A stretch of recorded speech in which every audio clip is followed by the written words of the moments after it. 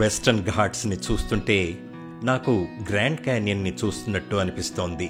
రెండు కూడాను ఎంతో అందంగా ఉండి మన మనసును దోచుకుంటాయి. ప్రతి మలుపులో ఒక సరికొత్త అందం నేను చూశాను. ఒక దగ్గర ఆగి రమణీయ దృశ్యాలను చూసి కారెక్కి బయలుదేరగానే మళ్ళీ 10 నిమిషాల్లోగా మరో అందమైన కొత్త కోణం లేదా అందం. మహాబలేశ్వర్లో ఉన్న అనేక అట్రాక్షన్స్లో ఒకటి నేచర్. బ్రహ్మాండమైన సన్ రైజ్ లేదా సన్సెట్, పర్వతాలు ఒక ప్రత్యేకత అవుతే, చారిత్రాత్మక కోటలు, ఆలయాలు మరో హైలైట్. మనం ఇప్పుడు ఛత్రపతి శివాజీ జీవితంలో ప్లస్ మరాఠా సామ్రాజ్యం ఏర్పడటంలో ఒక గొప్ప పాత్ర పోషించిన ప్రతాప్గఢ్ కోటను సందర్శించబోతున్నాం. ప్రతాప్ అంటే శౌర్యం, గఢ్ అంటే కోట. ఇది శివాజీ శౌర్యపు కోట. 20 సంవత్సరాల వయసున్న శివాజీ తన ప్రధానమంత్రి అయిన మోరోపంత్ త్రయంబక్కి ఈ కోట నిర్మాణ బాధ్యతలను 1650లో అప్పగించాడు. ఆయన ఈ కోటని 1656లో పూర్తి చేశాడు. ఇది 2 అంతస్తుల బిల్డింగ్లా లేదా 2 అంచెల్లో ఉంటుంది. ఈ కోట మహాబలేశ్వర్కి 21 కిలోమీటర్ల దూరంలో ఉంది. ఈ కోటగోడ యొక్క ప్రత్యేకత ఏంటంటే, ఒకవైపు నుంచి మనం నడుచుకుంటూ వస్తే కోట ద్వారం మనకు కనపడదు, గోడ మాత్రమే కనపడుతుంది. ఇది శత్రువులను కన్ఫ్యూజ్ చేయడం కోసం అలా కట్టారు.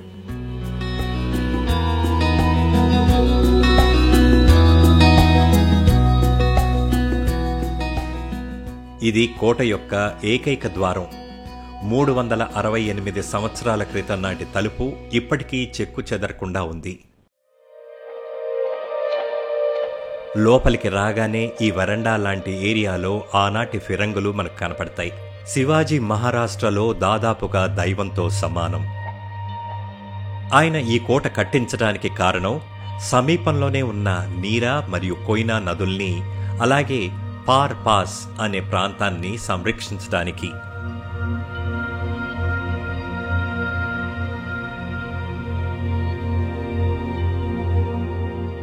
ఈ కోట బ్యాటిల్ ఆఫ్ ప్రతాప్గఢ్తో పేరు సంపాదించింది.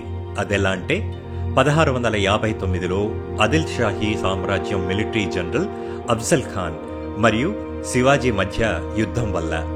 ఆ వివరాలు తెలుసుకుందాం. శివాజీ మహారాజుని చంపటానికి అఫ్జల్ ఖాన్ ఒక కుట్ర పన్నాడు. ఇందులో భాగంగా ప్రతాప్గఢ్ చుట్టుపక్కల ఉన్న దేవాలయాలను ధ్వంసం చేయటం మొదలుపెట్టాడు. ఇలా చేయటం వల్ల శివాజీ కోటలో నుంచి బయటకు వచ్చాక అతన్ని చంపొచ్చని అతని ప్లాన్. కోటలో ఏమాత్రం అఫ్జల్ ఖాన్ యుద్ధం చేసి గెలవలేడు.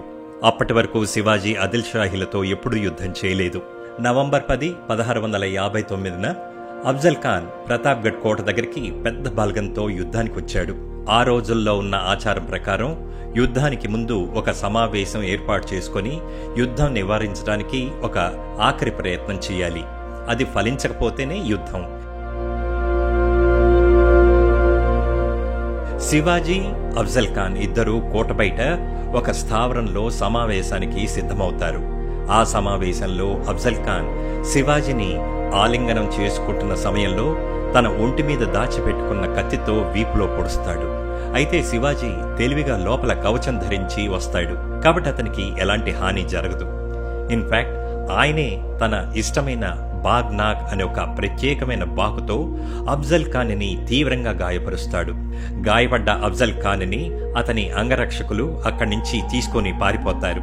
అయితే శివాజీకి చెందిన ఒక ఉన్నత సైన్యాధికారి గాయపడి తరలించబడుతున్న అఫ్జల్ ఖాన్ని వెంబడించి అతని తలని నరికి ఆ తర్వాత కొద్ది రోజులకి శివాజీ తల్లికి ట్రోఫీలా పంపుతాడు.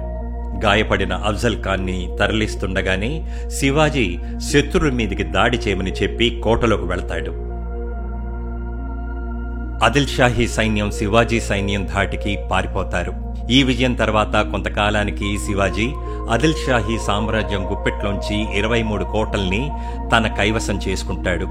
ఈ ప్రతాప్గఢ్ యుద్ధంలో విజయం వల్ల శివాజీ పేరు ప్రతిష్టలు ఆకాశాన్ని అంటుతాయి. తాను అప్పుడే స్థాపిస్తున్న మరాఠా సామ్రాజ్యం ఇంకా బలోపేతమవుతుంది. యుద్ధం తర్వాత ఈ కోటలో కొన్ని గుళ్ళు కూడా వెలిశాయి. అందులో భవానీమాత, శివాలయాలతో పాటు ఒక ఆంజనేయ స్వామి ఆలయం కూడా ఉంది.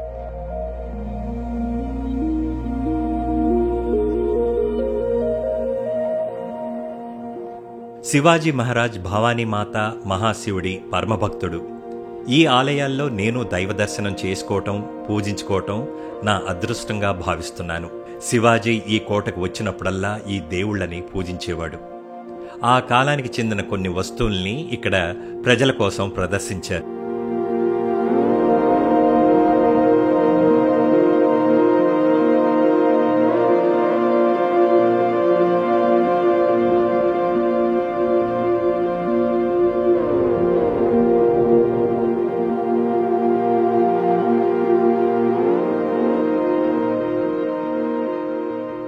ఈ కోటలో మనకు ఒక సోవెనీర్ షాప్ ఆలయం నుంచి బయటికి రాగానే కనపడుతుంది.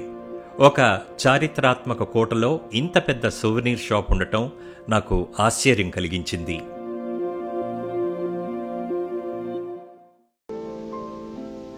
ఇది ఆ కాలానికి చెందిన పాత్రలు. ఇలా ఎండకి వానకి అనాథల్లా వదిలేయటం చూస్తుంటే చాలా బాధగా ఉంది.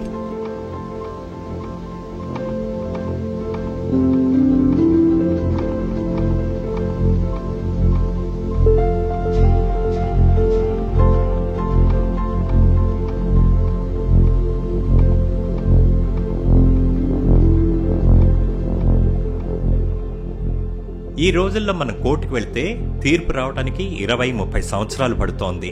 కానీ ఆ రోజుల్లో దోషుల్ని శిక్షించడానికి చాలా సింపుల్ పనిష్మెంట్ ఒకటి ఉండేది. అదేంటంటే టక్ ముక్ టోక్. తప్పు చేసిన వారిని చేతులు కాళ్ళు గట్టిగా కట్టేసి ఒక గోనె సంచులోకి వాళ్ళని కుక్కి ఇక్కడి నుంచి ఈ లోయలోకి పడేసేవారంట.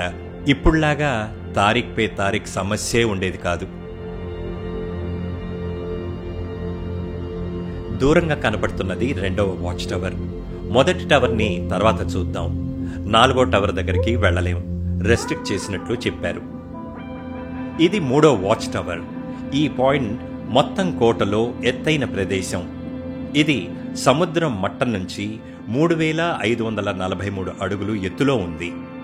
రాజులు పరిపాలించే రోజుల్లో ప్రతి కోటకి ఒక రహస్య మార్గం లేదా సొరంగం ఉండేది. ఈ కోటకు కూడా ఉంది. పబ్లిక్ ట్రాన్స్పోర్ట్లో ఉండే ఎమర్జెన్సీ డోర్లా ఇది రాజు అతని కుటుంబ సభ్యులు తప్పించుకోవటానికి పనికొస్తుంది.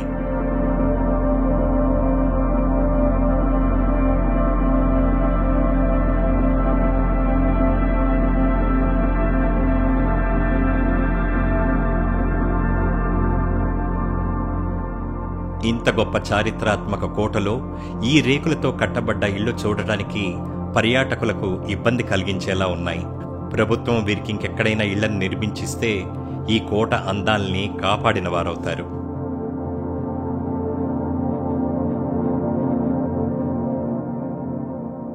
(1957) అప్పటి ప్రధానమంత్రి శ్రీ పండిట్ జవహర్లాల్ నెహ్రూ ఈ 17 అడుగుల ఛత్రపతి శివాజీ కాంస్య విగ్రహాన్ని స్థాపింపజేశారు. మీరు చూస్తున్న ఈ విగ్రహానికి ఒక అరుదైన ట్విస్ట్ ఉంది. గుర్రం యొక్క వెనుక భాగం అంటే తోక భాగం రాయ్గఢ్ జిల్లాలో ఉంటే ముందు సగభాగం సతారా జిల్లాలో ఉంది. ఇదేనేమో నమ్మలేని నిజాలంటే.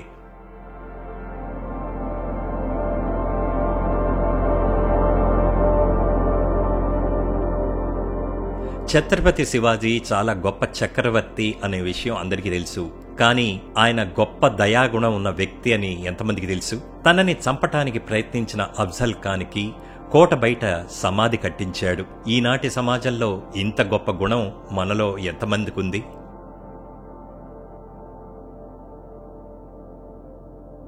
ఈ కోటకు 4 వాచ్ టవర్స్ ఉన్నాయి. అయితే ఈ టవర్ది నంబర్ 1 స్థానం. దీనికి కారణం దీన్ని కట్టిన విధానం. మిగతా వాచ్ టవర్స్ సాధారణంగా ఉంటాయి. దీని మీదికి జనం పెద్ద సంఖ్యలో వస్తారు. ఇక్కడి నుంచి నేచర్ అద్భుతంగా ఉంటుంది. అంతేకాదు కోట ఇక్కడి నుంచి చాలా బాగా కనపడుతుంది. అందుకని పర్యాటకులు ఫోటోలు వీడియోలు తీసుకుంటారు. ఈ టవర్ మనకు చాలా దూరం నుంచి కనపడుతుంది. కోటలోకి ప్రవేశించేటప్పుడు కూడా చాలా టీవీగా కనపడుతుంది.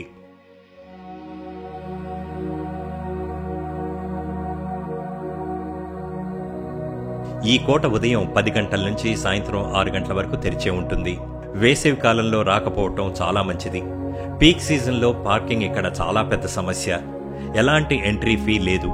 గైడ్ సేవలు వాడితే చాలా విషయాలు మనకు తెలుస్తాయి. మీతో పాటు భోజనం లేదా స్నాక్ తెచ్చుకుంటే చాలా మంచిది. ఇక్కడ స్టాండర్డ్ రెస్టారెంట్స్ ఏమీ లేవు. దాదాపుగా 450 మెట్లు ఎక్కాల్సి ఉంటుంది. అదండి, మీకు ఈ ఎపిసోడ్ నచ్చినట్టయితే నా ఛానల్ని తప్పక సబ్స్క్రైబ్ చేయండి, అలాగే షేర్ చేయండి.